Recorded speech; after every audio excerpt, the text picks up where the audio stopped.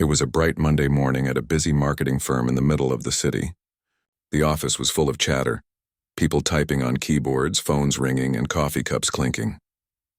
The company had recently expanded, and there was a lot of talk about a possible visit from someone important from the parent organization. No one knew when it would happen or who exactly would come, but everyone wanted to make a good impression just in case. At around 9 in the morning, a man walked through the main doors. He looked like he was in his early 50s, tall but calm in his posture, wearing simple clothes, a light shirt, plain trousers, and an old brown watch that looked worn but meaningful. He carried no fancy briefcase, no badge that showed importance, and there was a quiet smile on his face as he looked around the office. Some people barely noticed him. A few greeted him politely, thinking he was a technician or someone from maintenance. The man walked slowly, observing things, how employees worked, how they treated each other, and how the environment felt. His name was Daniel. Daniel had built a long career full of lessons. He had started small, worked hard for decades, and was now the president of the company that owned this firm. But he didn't come today to be treated like a boss. He wanted to see how people behaved when they didn't know who was watching. He believed that true character showed in everyday moments, not when someone tried to impress a superior, but when they thought no one important was looking. Daniel walked to the reception desk, where a young employee was typing fast on a computer. "Good morning," Daniel said kindly. "I'm here to look around a bit.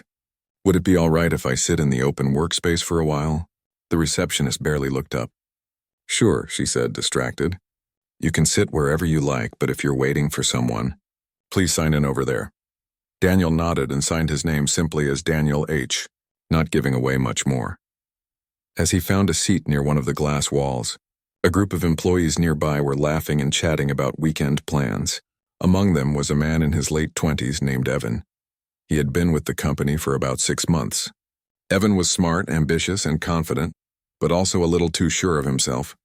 He liked to be noticed, liked to lead conversations, and sometimes looked down on people who didn't dress or speak the way he did. When Evan noticed Daniel sitting nearby, he leaned toward his coworker and whispered, "Who's that? Some kind of janitor or IT guy?" His tone carried a light chuckle. His coworker shrugged, unsure. Evan stood up, walked over, and said, "Hey, sir, you probably shouldn't sit there. That's the project desk. We've got some client materials here." Daniel smiled politely. "Oh, I see. I didn't want to get in the way. I just thought it was a quiet spot to observe how things work here." Evan frowned slightly, not recognizing him. "Observe? Are you from one of the support teams or something?" Daniel shook his head gently. "Just visiting. I've heard good things about this office." Evan gave a short laugh. "Well, we do all right here. But if you need to talk to someone about repairs or deliveries, you should go through reception." Daniel nodded again, not offended at all. "Thank you for the advice. I'll stay out of your way." He moved to a corner desk and began taking quiet notes on a small notepad. His calmness seemed to puzzle some people. A few other employees glanced at him curiously, wondering why a stranger would be watching them. Throughout the morning, Daniel simply observed. He noticed how some people worked with focus and respect for one another, while others treated colleagues like competition. He saw how the receptionist brightened when speaking to the manager, but gave little attention to the cleaning staff. He saw how certain people made decisions without listening to quieter voices in the room. When the manager, a kind but overworked woman, walked past, Daniel stood up politely. "You seem to lead a very active team," he said kindly. She smiled, assuming he was a vendor or consultant. "Yes, we do our best. It's a busy place. Can I help you with something?" "No, thank you," Daniel replied. "I'm just getting a feel for the environment. You have a good team." By lunchtime, word had spread that there was an old visitor walking around, asking questions and making notes. Some joked about it, others ignored it, but Evan found it amusing. He made a few sarcastic comments in the break room, saying, "That guy's probably writing a book on office chaos." People laughed politely, though a few looked uncomfortable. After lunch, Daniel joined a small group sitting at a shared table. They were discussing a project involving a new client campaign. Daniel listened quietly for a while, then gently offered a suggestion about simplifying the client's branding message. "Sometimes," he said softly, "a message becomes stronger when you remove the noise." One of the younger team members nodded, clearly impressed. But Evan, who was leading that group, crossed his arms. "Thanks for the input," he said with a smirk. "But we've got this under control. Marketing's a bit more complicated than it looks." Daniel smiled again, not taking offense. "Of course," he said. "I was just sharing a thought." Later that afternoon, the office lights dimmed slightly as the sun lowered behind the tall buildings outside. People were getting tired, sipping coffee, finishing reports. Daniel quietly helped a junior employee pick up some documents that had fallen from the printer. The young man thanked him warmly. Daniel replied, "You're welcome. You're doing a good job. I can tell you care about your work." The employee smiled shyly. "Thank you, sir. Most people don't notice." Daniel gave him a nod. Sometimes the ones who don't get noticed are the ones keeping everything running smoothly. At the same time, Evan was having trouble with a presentation file. The slides weren't loading correctly. He called out loudly for help, assuming Daniel might know something since he looked like tech support. "Hey, can you come here for a second?" Evan said, waving at him. "The computer's acting up. You probably know about these things." Daniel walked over and looked at the screen. "It seems the file path is broken," he said calmly. "You might want to save it locally instead of the shared drive." He fixed it within seconds. Evan blinked. "Oh, thanks." He gave a half smile. "Didn't expect that." Daniel just smiled back. "No problem. Technology has its moods." Then he quietly returned to his corner. A few co-workers nearby noticed how Daniel handled everything with patience. One whispered, "He's so calm, even when Evan talks down to him." Another replied, "Yeah, weird. Most people would have snapped by now." As the day went on, Daniel continued taking notes, writing short phrases like, "Respect shows in small moments and true leadership listens before it speaks." He had seen enough to understand the heart of the office. Good people working hard but with some unhealthy habits formed by ego and assumption. Before leaving, Daniel stopped by the manager's office. She was finishing an email when he knocked lightly on the door. "Sorry to bother you," he said gently. "I just wanted to thank you for allowing me to spend time here today. You have a strong foundation here. Good energy, lots of potential. Sometimes a little more openness can make it even better." The manager smiled, a little unsure of how to respond. "Thank you. I appreciate that. May I ask what exactly your role is?" Daniel smiled knowingly. "Let's just say I'm someone who believes in understanding people before making judgments." He shook her hand warmly and left the office. When he walked through the lobby, a few employees noticed him leaving. Evan was one of them. He waved lazily and said, "Take care, sir. Hope you enjoyed your tour." His tone was casual, slightly mocking, but not openly rude. Daniel nodded once more. "I did," he said simply. "I learned a lot." Then he stepped out into the street, where the late afternoon light painted the buildings gold. As he walked away, he thought about everything he'd seen, the good, the bad, and the moments in between. He didn't feel angry or disappointed. He felt hopeful, because he believed people could change once they were shown the truth about themselves. Inside the office, the conversation continued. Some joked again about the quiet visitor, while others wondered if he had been someone important. "He knew a lot about the company," one said thoughtfully. "Like way more than a technician would know," Evan laughed. "Yeah, right.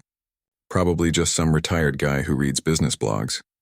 But deep down, one or two people felt there was something different about him. Something calm, powerful, and grounded.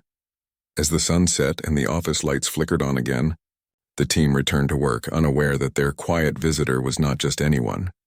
He was the man who owned the very company they worked for, and soon his next visit would reveal truths that none of them were prepared for.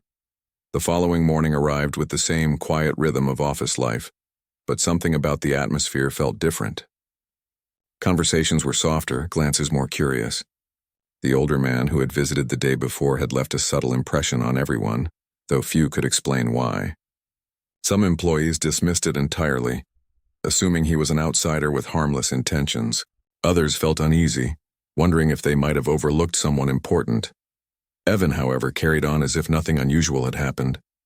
He was focused on an upcoming client presentation that could earn him recognition from senior management. The project had been in development for weeks, and the team was under pressure to finalize every detail. Despite his confidence, cracks were beginning to show. His leadership style often created quiet frustration within the group, and a few members struggled to share ideas without being dismissed. At 9 o'clock sharp, Daniel returned to the office. This time he wore a dark jacket and carried a small folder. His presence caught immediate attention. The receptionist looked up quickly and greeted him with more politeness than before. She had likely been told to be careful after yesterday's rumors.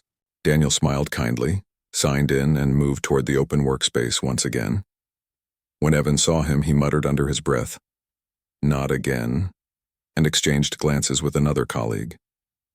But Daniel didn't approach him. Instead, he walked to a corner table, took a seat, and quietly began observing. His calm, composed expression made it difficult for anyone to guess what he was thinking. Throughout the morning, Daniel made quiet notes. He paid attention to how people collaborated, who listened, and who dominated conversations. It was clear that talent existed throughout the office, but it was equally clear that some employees felt invisible. Daniel had seen this pattern before in other branches, small cultural problems that eventually grew into larger ones if not addressed. Around midday, Daniel joined a group discussion in the meeting area. They were preparing the final slides for the client proposal. He stood nearby, watching as Evan directed the presentation flow. Evan's tone was firm, sometimes impatient. When one of the quieter analysts suggested a different approach for the color scheme, Evan immediately dismissed it, saying, "Let's not complicate things. Stick to what I said." The analyst nodded silently and stepped back. Daniel spoke softly from where he stood. "Sometimes a fresh set of eyes can add value. It's worth listening before deciding." Evan turned toward him, half smiling, half annoyed. "I appreciate the input, but we're under a tight deadline. Maybe we can revisit ideas later." Daniel gave a polite nod and said nothing more. The rest of the group continued working, but there was an unspoken tension in the room. The younger employees exchanged brief glances, recognizing that Daniel's simple suggestion had carried more insight than Evan realized. During lunch, Daniel sat with a few staff members in the cafeteria. They spoke about their workloads, late nights, and the constant push to meet expectations. Daniel listened more than he talked, occasionally asking quiet questions like, "Do you feel your efforts are recognized?" Or, "Is communication with leadership good here?" His calm tone encouraged honest answers. One employee said softly, "It's not bad, but sometimes it feels like only a few voices matter. The rest of us just try to keep up." Daniel nodded thoughtfully. "Every company has that challenge. The goal is to make sure good ideas don't get buried by loud ones." Evan passed by their table, overhearing part of the conversation.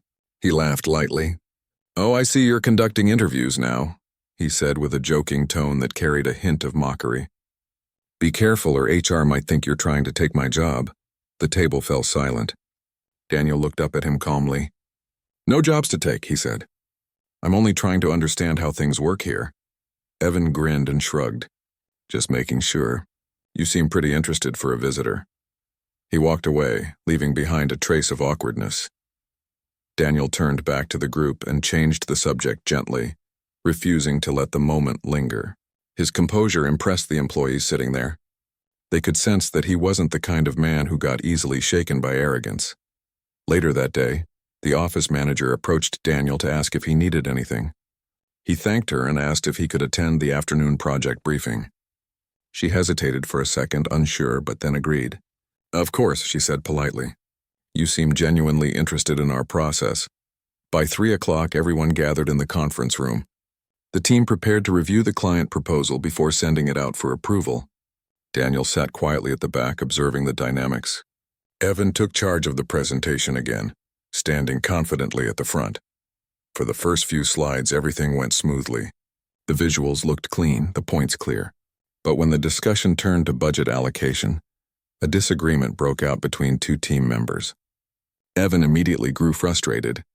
"We've been through this," he said sharply. "This isn't the time to argue about numbers." Daniel spoke up from the back. "May I make a small observation?" he asked. His voice was even and respectful. Evan hesitated, then said, "Sure, go ahead." Daniel pointed to one of the slides. "You've presented solid ideas, but some data is missing context. The client may ask how these projections connect to long-term value. If that's unclear, they could lose confidence in the plan." The room went silent. Everyone looked at the slide and realized he was right.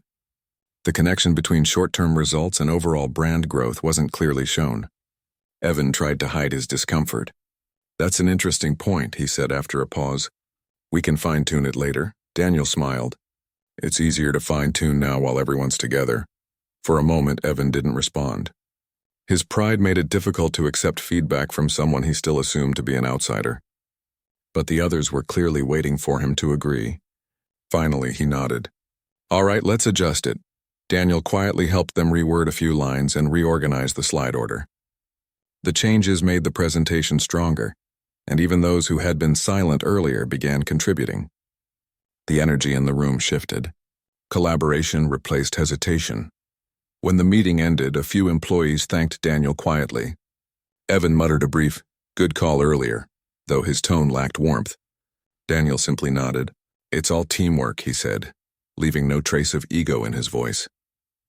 As the afternoon went on, the story of the mystery visitor continued to spread. People started to wonder if he was a consultant or someone from headquarters. His knowledge of business strategy, marketing structure, and leadership principles was far too precise for an ordinary guest. Yet no one dared to ask directly. That evening, as most of the staff were packing up to leave, Daniel stood near the large windows overlooking the city. The sky had turned a mix of orange and pink. The office manager approached him again. You've spent quite a bit of time here, she said kindly. It's unusual for visitors to stay this long. May I ask what department you're with? Daniel smiled faintly. Let's just say I'm here to learn more about the people who make this company run. Her curiosity grew, but before she could ask more, his phone buzzed. He excused himself, stepping away to take the call. When he returned, his tone was polite as always. Thank you for your time today, he said. This office has strong talent. I'll be back soon. After he left, the manager watched through the glass doors as he disappeared into the busy street below. She couldn't shake the feeling that there was more to him than he let on. Back inside, Evan joked with a coworker. If that guy comes back again, I'm charging him consulting fees. His laugh sounded forced, though.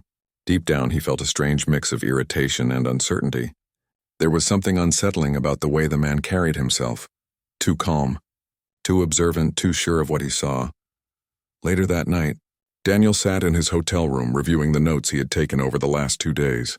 He wrote quietly, line after line, describing not just processes but personalities. He detailed how ego sometimes overshadowed potential, how certain voices dominated discussions, and how subtle biases shaped the workplace culture without anyone noticing. When he finished, he looked at the final sentence on the page. Leadership is revealed in how people treat those they think are beneath them. He closed the notebook and leaned back in his chair. The first phase of his visit was complete. Tomorrow he would meet with regional management to discuss what he had observed. But before that, he intended to visit the office one more time. Not to watch, but to act. The next day would test more than just the company's professionalism. It would reveal their true values, and for some it would become a turning point they would never forget. The following day started with a rush of energy. People came in early, moving quickly from one desk to another, preparing slides and reports. The big client presentation was only a few hours away, and everyone wanted to make sure everything looked perfect. The office air was thick with nervous excitement, mixed with a bit of tension that came from long hours and short tempers. Daniel entered quietly, just like he had before. His calm presence didn't go unnoticed this time. More employees greeted him with polite smiles, and a few even stopped to chat for a moment. The office manager welcomed him warmly, saying, "You've been here enough times now to count as one of us." He laughed softly and thanked her. Today, he wore a dark blazer and carried his same small notebook. He moved from one section of the office to another, watching how people worked under pressure. He saw who stayed calm when things went wrong, and who took their stress out on others. He noticed how one team helped another with extra files, while another group blamed each other for small mistakes. He paid attention to the little things, the way people looked at one another, the way tone changed when someone important passed by. Around mid-morning, the team gathered in the large meeting room to rehearse their client presentation. Laptops clicked open, cables tangled, and the projector flickered with the company logo. Evan stood at the front again, confident and sharp. He had spent the entire week preparing and wanted to make sure nothing went wrong. When Daniel entered the room, a few people straightened up in their seats. Evan saw him and hesitated for a second. He still didn't know who Daniel really was, but something about the man made him uneasy. "Oh, you're here again," Evan said, forcing a polite smile. "You must really enjoy these meetings." Daniel smiled calmly. "I do. You can tell a lot about a company from how people share ideas." Evan gave a small laugh. "Well, let's hope you enjoy this one too." The rehearsal began. Evan spoke with confidence, explaining each slide with enthusiasm. His voice carried across the room and the team followed his lead. For the first few minutes, it went smoothly. Everyone seemed focused and the plan looked strong. But then a small issue appeared. A chart on one of the slides had the wrong numbers. The analyst who made it tried to explain the correction quietly, but Evan cut him off. "We'll fix that later," he said quickly. "Let's not waste time." Daniel raised his hand slightly. "If I may," he said, "it might be better to fix it now, before this goes to the client. One wrong number can change the message." Evan's expression tightened. He looked at Daniel and said with a faint smile, "I appreciate your concern, but I think we can handle it. This is a high-level project, and we've got specific data behind every decision." Daniel didn't argue, he simply nodded and said, "Understood." But a few of the others looked uncomfortable. They knew Daniel was right. The mistake wasn't huge, but leaving it uncorrected could create bigger issues later. The room grew quiet for a moment before the manager stepped in and said gently, "Let's make the edit now just to be safe." Evan reluctantly agreed. The analyst corrected the numbers and the presentation continued. After the meeting, Daniel walked out into the hallway, speaking softly with one of the junior employees about their work. They chatted about challenges, teamwork, and motivation. Daniel's tone was always encouraging, never critical. The younger employee said, "You know, I wish more people here listened like you do." Daniel smiled. Listening is one of the easiest things to do, but it's also what people forget most often. Just then Evan approached them. His smile was polite but thin. "Can I borrow you for a second?" he said to Daniel. The younger employee quickly excused himself and left. Evan folded his arms. "Look, I don't mean to be rude," he began, "but I'm getting the sense that you're interfering a bit. I know you mean well, but you're not part of this team. These people have deadlines, and your comments are throwing them off." Daniel looked at him kindly. "I understand how it might feel that way. But I'm not here to make anyone's job harder. I'm only observing how your team operates under pressure." Evan frowned. "Observing? That's the thing. Who asked you to observe? Are you some kind of inspector?" Daniel smiled lightly. "You could say I'm here to learn about the company culture." Evan let out a short laugh. "Well, the culture's fine. We work hard, we get results, and we don't need outside lectures on how to run meetings. No offense." "None taken," Daniel said calmly. "But remember, culture isn't only about results, it's also about how people treat each other while getting them." Evan tilted his head slightly, a hint of annoyance in his voice. "That's nice in theory, but out here it's about performance, not feelings." Daniel studied him for a second and said gently, "Performance lasts for a quarter. Culture lasts for a generation." Evan didn't respond. He gave a small nod and walked away, clearly irritated but unsure how to argue with what he'd just heard. Later in the day, the team held one last run-through of the presentation. Daniel stayed in the background, quietly observing again. The tension in the room was heavier this time. Everyone wanted to get it right, but nerves made people sharp. When a minor technical issue caused the slides to freeze, Evan's patience snapped. "Why can't anything just work when it's supposed to?" he said loudly. "We've been here all week for this." One of the interns tried to help, saying softly, "I can restart it quickly, sir." Evan sighed and muttered, "You probably shouldn't touch it. You'll make it worse." Daniel, who was sitting near the back, stood up slowly and said, "Let him try. Sometimes trusting others brings better results than assuming failure." Evan turned to him with clear irritation. "With all due respect, I think I know what I'm doing. Maybe you should let the professionals handle this." The room fell silent. Everyone could feel the tension. Daniel's expression remained calm. He looked at Evan and said quietly, "You're absolutely right. I'll let you handle it." Then he sat down. The silence lingered for a few seconds before the intern quietly fixed the issue himself. The slides came back and the meeting continued, though no one spoke much after that.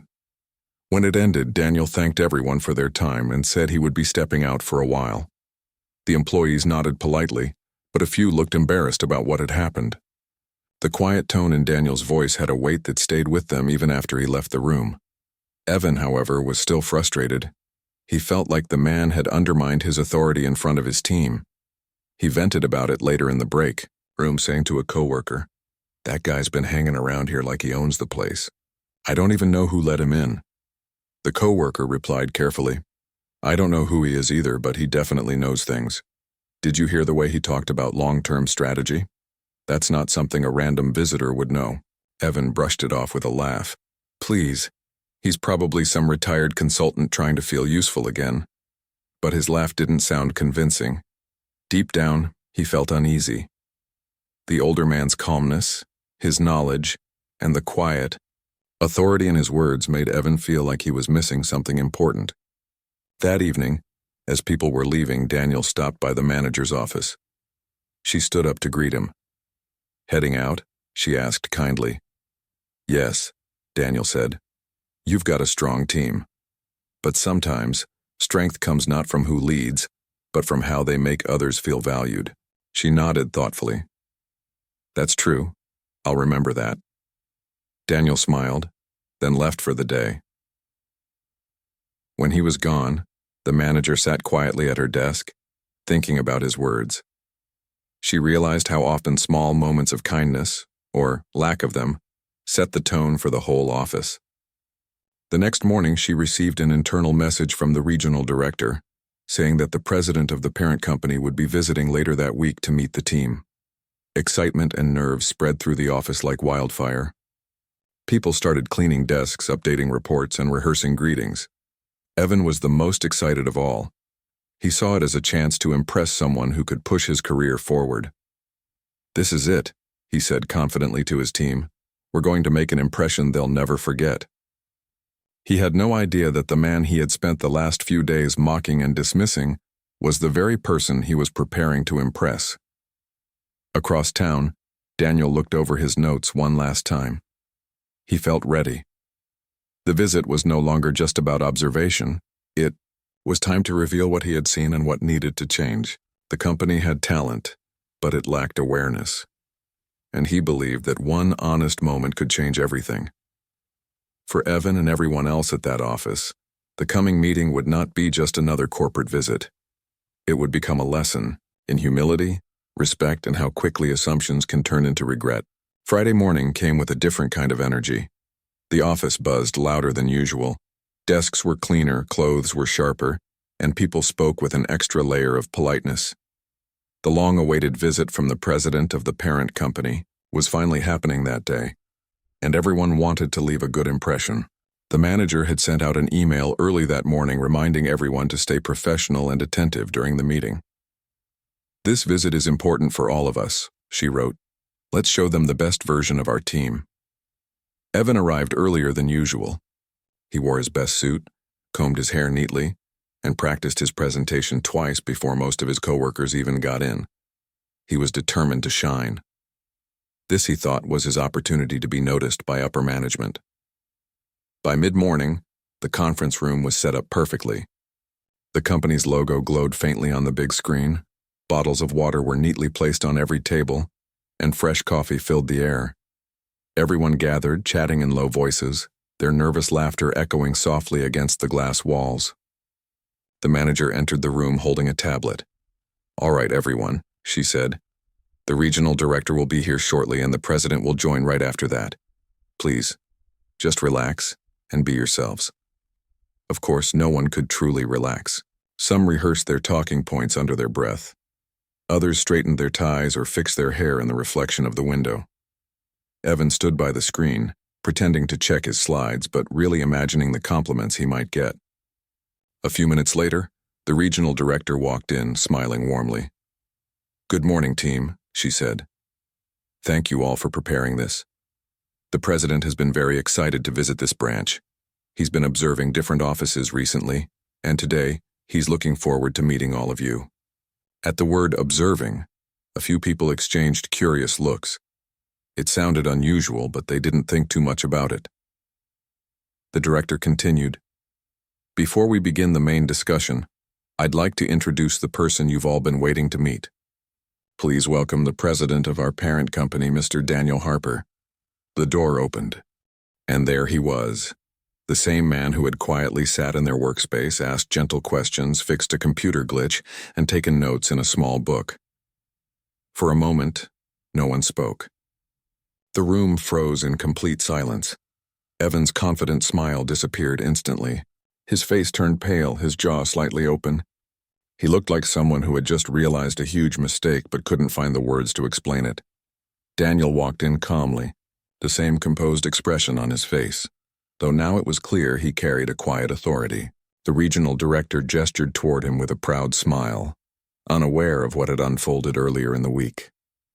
"Mr. Harper has been visiting several of our offices to better understand our teams," she said. "He's been especially interested in company culture, teamwork, and how our people treat one another." Those last words hit the room like a soft but undeniable echo. Everyone who had spoken to Daniel over the past few days felt it in their chest. Daniel smiled warmly at the team and said, "Good morning, everyone. It's nice to finally meet you all properly."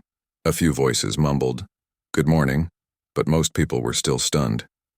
He continued, "You've built something good here. I've seen dedication, intelligence, and creativity. But I've also seen pressure, judgment, and sometimes the small mistakes we all make when we forget that every person in a workplace matters equally." His tone was kind but steady, carrying weight in every word. Evan stood completely still at the front of the room, trying to hold himself together. He couldn't look directly at Daniel. His hands fidgeted with the edge of a paper on the desk. The irony of everything, his tone, his attitude, his assumptions, now stood exposed in front of everyone. Daniel looked around the room, meeting the eyes of several employees. "In the past few days," he said, "I've had the chance to talk to many of you. Some of you welcomed me warmly, even when you didn't know who I was. You showed kindness and patience, and that to me is the real reflection of leadership." He paused for a moment before continuing. "Others," he said gently, "showed something different. A belief that position gives the right to decide who deserves respect and who doesn't." The silence grew deeper. The message was clear, but Daniel's voice carried no anger. It carried something heavier, disappointment wrapped in understanding. "I've been in this industry long enough to know that everyone has bad days," he said. "We all make assumptions, but the true test of a company's culture is how we treat people when we think they have nothing to offer us." Evan felt a lump in his throat. He wished he could turn invisible. His mind raced through every word he'd said to Daniel, every sarcastic comment, every dismissive look. It all came back like echoes he couldn't silence. Daniel walked slowly toward the screen where the presentation slides were waiting. "I've also seen great ideas here," he said, shifting the tone. "You have talented people, good strategies, and potential that goes far beyond what you realize. But potential grows best in an environment where everyone feels seen, heard, and valued." He turned to the manager and smiled. "You've done a good job leading this team. Continue to listen closely, not just to words, but to what's between them." The manager nodded, visibly moved. Daniel then looked back at the team. "Now," he said, "I hear you've been preparing something special to show me today." Evan swallowed hard and forced a nervous smile. "Yes, sir," he said quietly. "We've been working on a proposal for the new client campaign. I'd be happy to present it." Daniel gestured kindly. "Please, go ahead." Evan started the presentation, his hands trembling slightly as he switched between slides. His voice was softer than usual, lacking its usual confidence. Still, Daniel watched patiently, nodding along. He didn't interrupt, didn't correct. As the presentation went on, Daniel occasionally looked around the room, acknowledging the other employees with small nods, encouraging them silently to relax. Slowly, the tension began to ease. When Evan finished, Daniel clapped lightly. "Very well done," he said sincerely. "It's a strong concept. I appreciate the hard work that went into it." Evan looked surprised, his relief almost visible. "Thank you, sir," he said softly. Daniel paused for a moment, then said, "Before we close, I want to share something I've learned over the years. Leadership is not about control, it's about influence. And influence comes not from title or seniority, but from how we treat others when no one is watching." His words filled the room, reaching everyone like a quiet truth they could feel. He continued, "I've seen people in this office who lead without realizing it, those who lift others up, who listen, who solve problems without seeking credit. They are the ones who build the future of this company." He smiled again, but this time there was warmth in his expression. "I hope all of you will remember this visit not as a surprise inspection, but as a reminder that respect should never depend on rank, race, or role." Everyone nodded slowly, the message sinking in deeper than any policy or speech could. When the meeting ended, Daniel thanked everyone for their time. As people began to leave, small groups formed, whispering to each other about how unbelievable the moment had been. Some were embarrassed, others inspired. The air in the room had completely changed. Evan stayed behind, frozen in his seat. The regional director patted Daniel's shoulder before leaving and said, "That was powerful. You certainly made an impact." Daniel smiled politely. That was the goal. Once the room was nearly empty, Evan stood up hesitantly. "Sir," he said softly, his voice shaking slightly, "could I speak to you for a moment?" Daniel nodded. "Of course." Evan took a deep breath. "I owe you an apology. I didn't treat you right the first time we met. I made assumptions. I spoke without respect. I'm ashamed of that." Daniel looked at him quietly, not with anger, but with the calmness of someone who had seen this kind of moment before. "I appreciate your honesty," he said. "We all have moments we wish we could take back. What matters is what we learn from them." Evan nodded, his voice barely above a whisper. "I've learned a lot these past few days. I thought leadership meant confidence and control, but now I see it's about how you make people feel." Daniel smiled. "That's a lesson many people never learn." Evan lowered his head. "I'm truly sorry." Daniel placed a hand on his shoulder. "You don't need to apologize anymore. What you do next will speak louder than your words today." For a moment, neither spoke. The room was quiet except for the faint hum of the projector. Then Daniel said gently, "You have potential, Evan. Don't let ego bury it. Learn to listen, to see, and to lift others. That's what real growth looks like." Evan nodded, tears quietly forming in his eyes. "Thank you, sir. I won't forget this." Daniel gave him a reassuring pat on the shoulder and walked toward the door.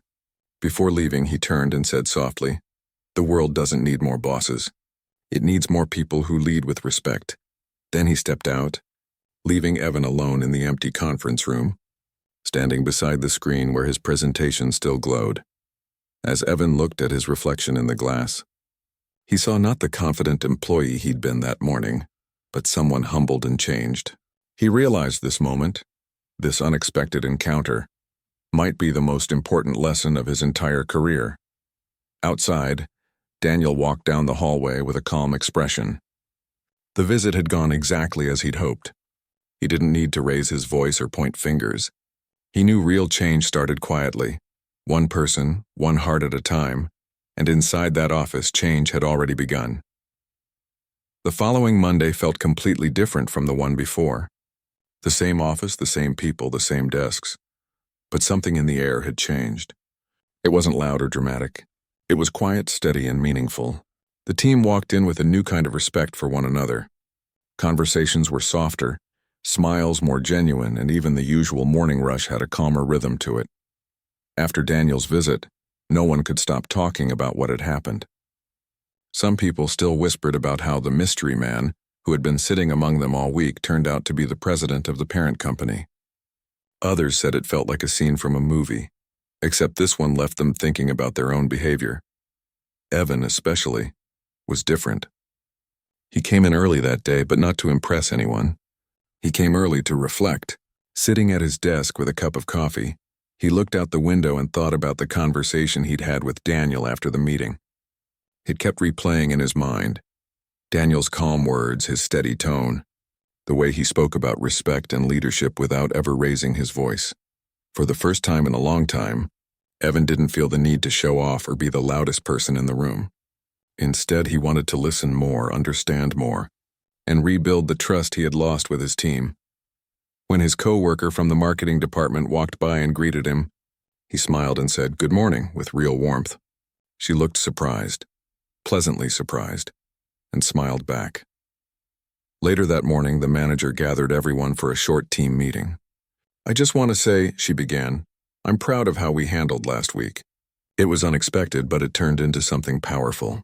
Let's use that experience to make this place better, not just in how we work, but how we treat each other." Everyone nodded, and for once it didn't feel like just another motivational speech. It felt personal. After the meeting, Evan stood up and approached the small group near the coffee machine. They were chatting about the upcoming project, and usually he would have jumped in to take charge. But this time he listened first. When one of the junior employees hesitated while sharing an idea, Evan smiled and said, "That's actually really smart. Tell me more about it." The young man's face lit up, clearly not used to that kind of encouragement. As they talked, others joined in, and soon the discussion grew lively and positive. The atmosphere that used to feel tense and competitive now felt open and comfortable. Word slowly spread through the office that Evan had changed, not just on the surface, but genuinely. He asked for input, offered help, and admitted when he didn't know something. These little shifts didn't go unnoticed. Even the manager mentioned it during one of their check-ins. "You've been different lately," she said with a smile. "In a good way," Evan nodded. "I had a lot to think about after Mr. Harper's visit," he admitted. "I realized I wasn't leading. I was just trying to be right all the time." The manager gave him a thoughtful look. "Takes a lot to admit that," she said. "Growth doesn't always start easy." Meanwhile, Daniel continued visiting other branches carrying the same quiet mission, to see people for who they really were when titles didn't get in the way. He didn't send reports full of numbers. He sent reflections about character, teamwork, and culture. And when he wrote about that particular office, he described something rare, a team that had been tested and transformed by humility. Weeks passed, and life settled into a steady rhythm again. The office moved forward with new projects, new clients, and new goals. But the memory of that day lingered like a soft reminder of what really mattered. One afternoon, an email came in from the parent company's headquarters. It was an announcement about an internal leadership program. Employees could apply to join, and those selected would receive mentorship directly from senior executives, including Daniel himself. At first, Evan hesitated. He thought about his past mistakes and wondered if he even deserved to apply. But then he remembered Daniel's words, "What you do next will speak louder than your words today." That was enough to make up his mind. He filled out the form, not to prove anything to anyone, but to grow into the kind of person Daniel had described, someone who led with respect and understanding. A few weeks later, an email arrived with the subject line, "Leadership Program, Congratulations." Evan sat still for a moment, staring at the screen. He smiled quietly, not with pride, but with gratitude. The journey that had started with a mistake had led him somewhere he never expected. The first mentorship session took place online. When the video call began, Daniel appeared on the screen wearing the same calm expression that had become so familiar. "Good to see you again, Evan," he said kindly. "I read your application." It was honest. I liked that. Evan smiled. "Thank you, sir. I've been working on the things we talked about." Daniel nodded. "I can tell. Growth isn't about changing overnight. It's about choosing to be better every day. That choice makes all the difference." Over the next few months, Evan learned more about real leadership than he ever had from any book or training. Daniel taught him how to manage with empathy, how to listen to people even when they disagreed, and how to balance confidence with humility. Evan began mentoring others in his own office too. When new interns joined, he took time to guide them, showing patience that he never used to have. His coworkers noticed that he was no longer the man who looked down on others. He was the one lifting them up. One day, the young man from marketing, the same one whose idea Evan had encouraged weeks ago, approached him and said, "I just wanted to say thank you. You've made this place feel different. People feel like their voices matter now." Evan smiled softly. "I just learned that everyone has something worth listening to," he said. "Sometimes we just forget to give them the space to speak." Months later, the office hosted a regional conference. Employees from different branches came together to share ideas and celebrate their achievements. When Daniel entered the hall, everyone greeted him warmly, but this time it wasn't out of fear or formality. It was genuine respect. During the event, Daniel took the stage to speak. He began with a story, not about numbers or profit, but about people. "Not long ago," he said, "I visited one of our offices quietly. I watched, listened, and learned. I saw what happens when someone forgets that respect is not earned by position, but given by choice. But I also saw what happens when that person decides to change, to grow. And because of that change, an entire team began to thrive." He looked directly at Evan, who was sitting among his team, and gave a knowing smile. A few people turned to glance at him, realizing who Daniel was talking about. But Evan just lowered his head humbly. Daniel continued, "The success of any company depends not just on skill, but on heart. A great workplace is built when people care about how they make others feel." The room filled with applause, not just because of the speech, but because everyone could feel its truth. After the event ended, Daniel walked over to Evan. "You've done well," he said quietly. "Your team looks different, happier. That's what leadership looks like." Evan smiled, his eyes reflecting a mix of gratitude and pride. "You taught me that, sir. You didn't have to say much. Your actions did the teaching." Daniel laughed softly. "That's the secret. People rarely remember your words, but they always remember how you made them feel." As they shook hands, Evan realized something. Respect wasn't just about hierarchy or success. It was about seeing people as equals, about kindness in small moments, and about humility even when no one was watching. Years later, when Evan eventually became a senior manager himself, he never forgot that lesson. Whenever a new employee joined, he made it a point to sit with them, listen to their story, and make them feel valued. And when someone treated others unfairly, he didn't respond with anger. He reminded them gently of the same truth Daniel had taught him long ago.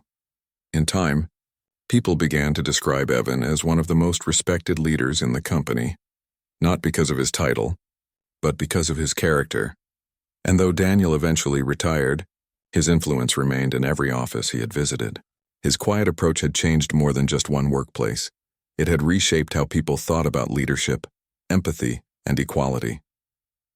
The story that had started with disrespect ended with understanding. It became a quiet legend in the company, a story people told new employees not as a warning, but as a lesson about humility. Because sometimes the most powerful changes don't come from speeches or rules. They come from a single moment that makes someone stop, think, and choose to do better. And that's exactly what happened the day a man disrespected someone he didn't know was the president, and learned, through that mistake, the real meaning of respect.